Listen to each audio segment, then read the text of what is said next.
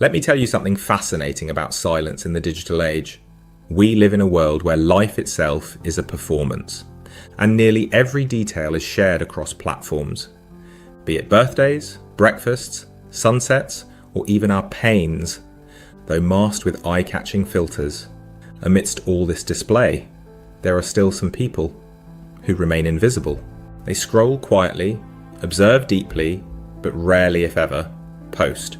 You probably know someone like that. Maybe you are someone like that. And the question always lingers. But why? Why would anyone choose to stay unseen when the whole world is shouting to be noticed? It's easy to assume it's shyness or indifference, but that's never the full picture.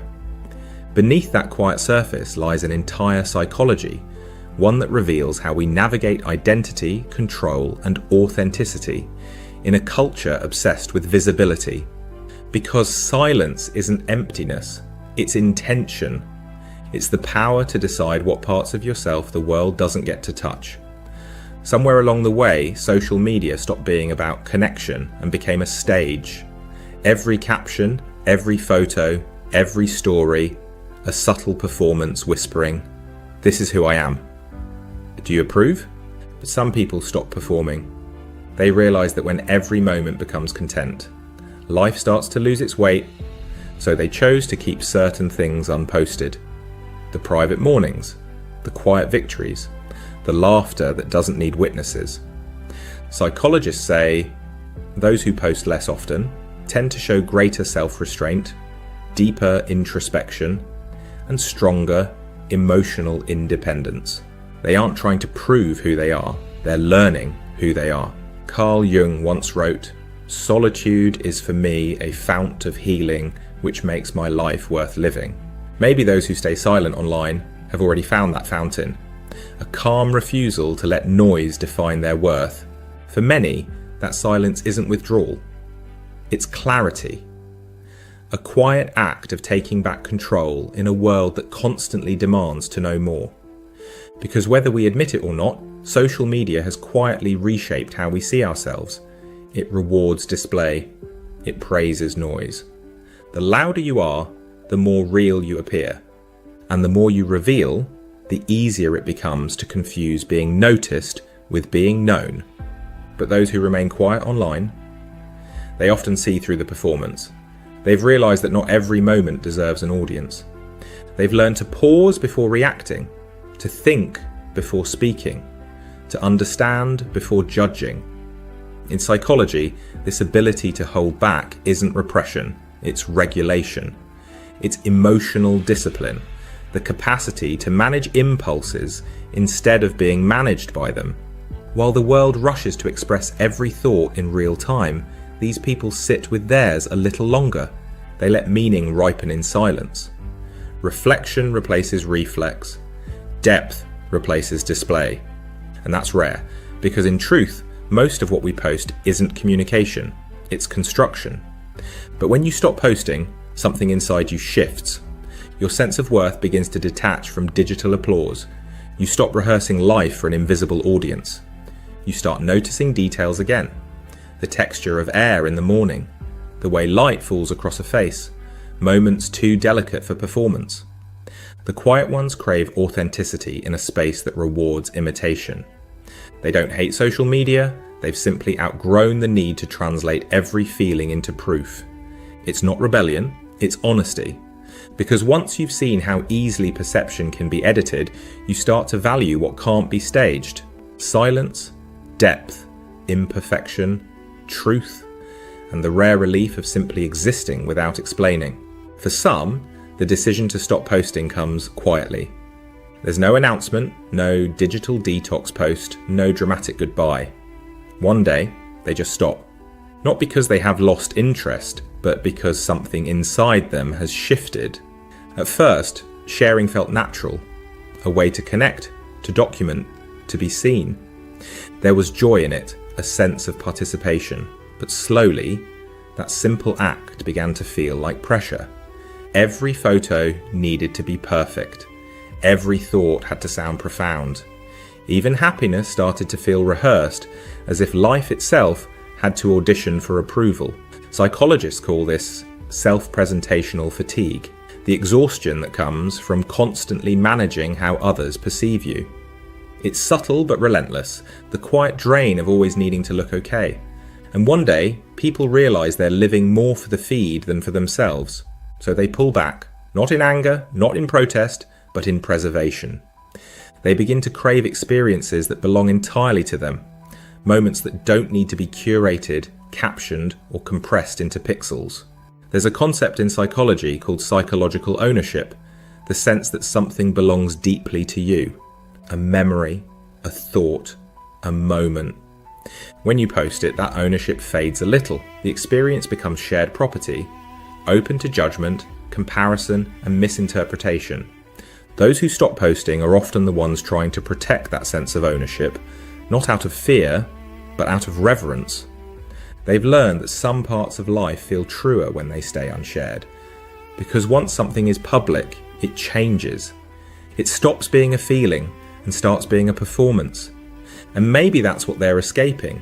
Not connection, but performance itself. They aren't vanishing, they're reclaiming, they're rediscovering what it means to live something without needing to prove it happened. And in that quiet return, they find a rare kind of peace. The freedom of having nothing to show, yet everything to feel. Every habit begins with a feeling. On social media, that feeling is reward. Each like, each comment, each small burst of attention releases dopamine, the same chemical that fires when you win, eat, or fall in love. It feels harmless, even human.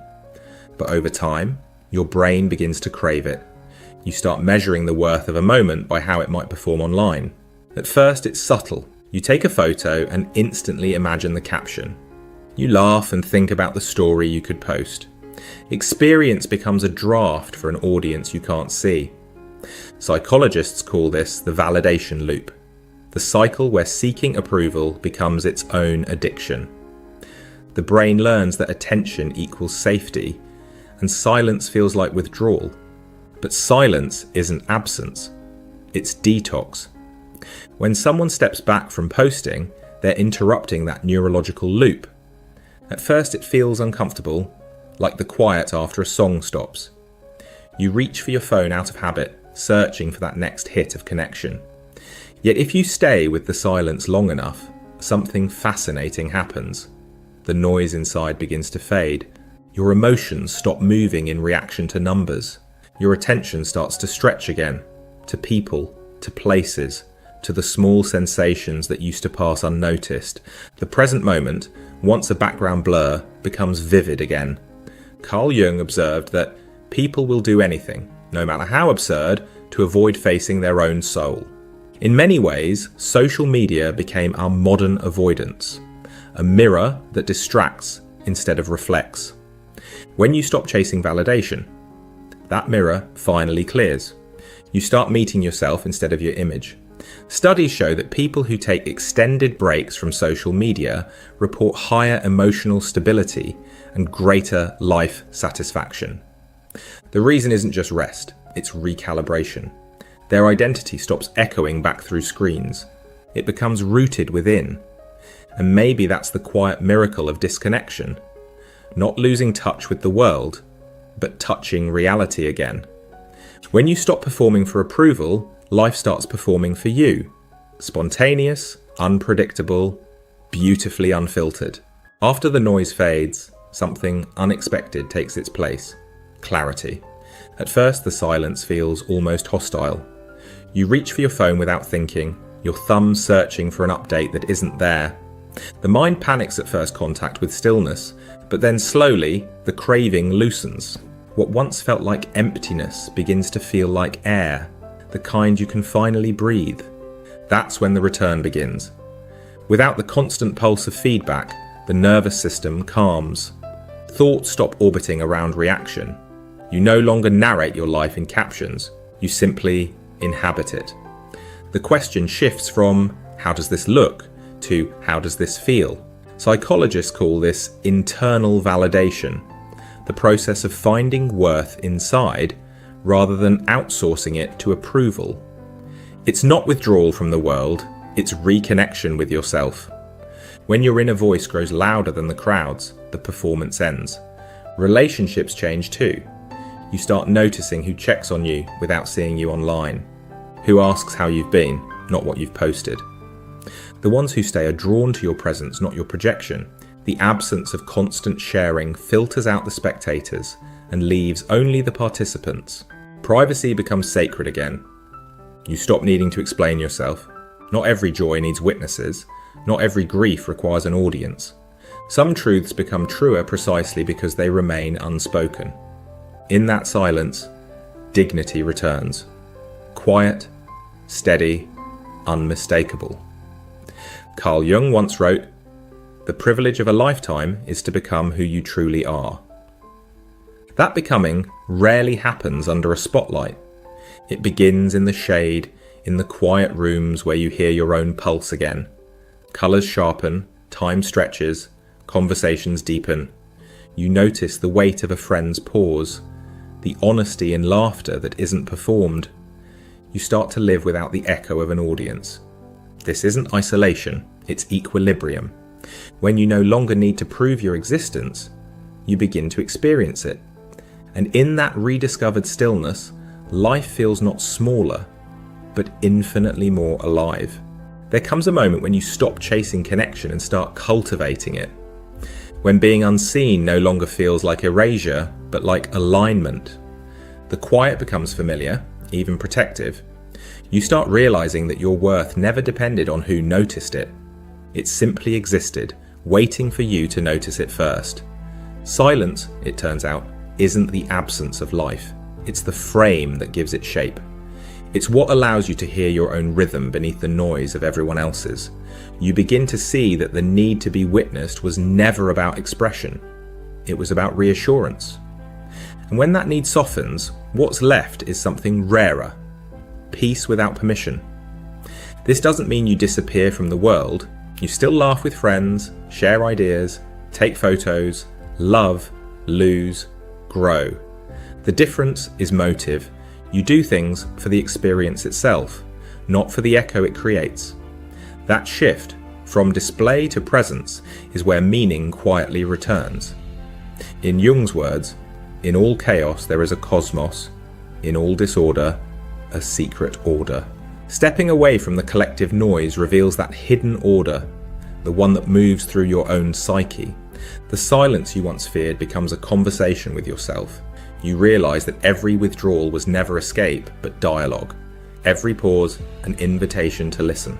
And when you listen long enough, you notice the subtle music beneath ordinary days. The way light folds across a room. The way your breathing steadies when no one is asking for your attention. You start recognizing that life's most vivid moments don't want to be captured. They want to be lived. People may misunderstand. They might call it detachment, secrecy, or pride. But those labels belong to a world still trying to translate depth into visibility. What you found doesn't fit inside a post. It exists between things, between thought and feeling, sound and silence, self and image. Social media promised connection. But what many discover in stepping back is communion. A deeper, quieter belonging to life itself. You begin to understand that privacy is not loneliness, it's intimacy with existence. It's the moment the lens drops and you finally see without framing. Carl Jung believed that the self, the wholeness within us, doesn't shout.